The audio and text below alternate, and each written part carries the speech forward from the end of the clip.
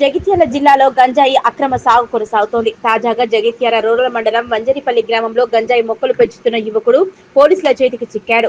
CCS inspector Srinivas మరియు rural SI Sudhakar నేతృత్వంలో ప్రత్యేక బృందం వంజరిపల్లి గ్రామంలో తనిఖీలు నిర్వహించింది.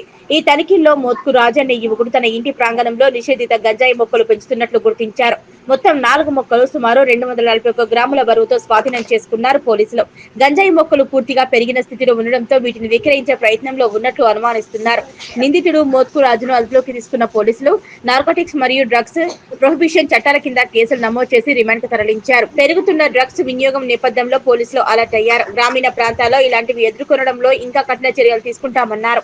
నిన్న సాయంత్రం మంజరిపల్లి గ్రామానికి చెందిన మోతుకు రాజు అనే వ్యక్తి అతని ఇంటి వద్ద ప్రహారీ గోడ ఆనుకొని గంజాయి చెట్లు పెంచుతున్నాడనే సమాచారం మేరకు మేము మా సిబ్బందిని కలిసి వెళ్ళి చూసేసరికి అక్కడ గంజాయి చెట్లు ఉన్నవి. వెంటనే మోతుకు రాజును అదుపులోకి తీసుకొని ఆ చెట్లు స్వాధీనం చేసుకొని కేసు నమోదు చేయడం జరిగింది. అతని రిమాండ్ కూడా చేయడం జరిగింది.